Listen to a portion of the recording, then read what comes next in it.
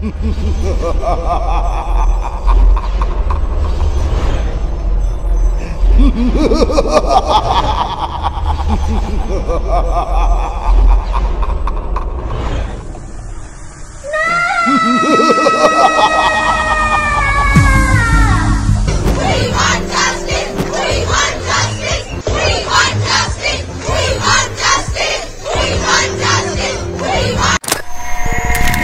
shocking incident has rocked the city of Kolkata after a semi-nude body of the Kolkata के सरकारी अस्पताल से इंसानियत को शर्मसार करने वाली और दिल दहला देने वाली खबर सामने आ रही। आरजीकर হাসপাতালে চিকিৎসককে ধর্ষণ খুনের ঘটনা তাতে গর্জে উঠেছে গোটা সমাজ।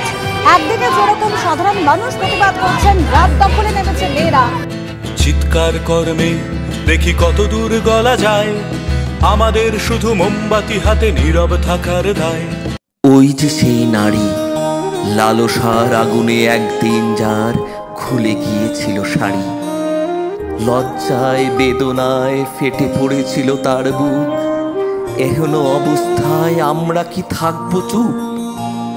আপনিও তো কারো স্বামী, দাদা কিংবা বাবা, তাই নৃশংস অপরাধকে দেবেন না চাপা। সেই সুন্দরী পবিত্র মেয়েটির ছিল না তো কোনো ভুল, তবে কেন তার গায়ে ফুটেছিল হিংসার কালো হুল? অপরাধ করেও অপরাধী পেয়ে যাচ্ছে ছাড়া, এই জন্যই আমাদের সমাজ দিশেহারা। আজকে 150 কোটির ভিড়ে মানবতার সম্পর্কের তার গেছে ছিঁড়ে। কতদিন আর কতদিন এই সব চলবে? কত নারীরা বিচার নাহি পাবে? ধর্ম আজও পরিচয় হয় মানুষের, এই কি সংজ্ঞা ছিল স্বাধীন ভারতের? চুপ চুপ করেই তো এতদিন আছি, এবার না হয় চিৎকার করেই বাঁচি।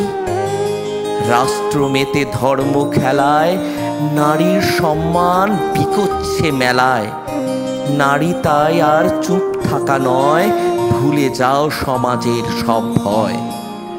অসুরদের মারো তুমি ত্রিশূল নিয়ে হাতে, সমাজ হোক শুদ্ধ নতুন প্রভাতে।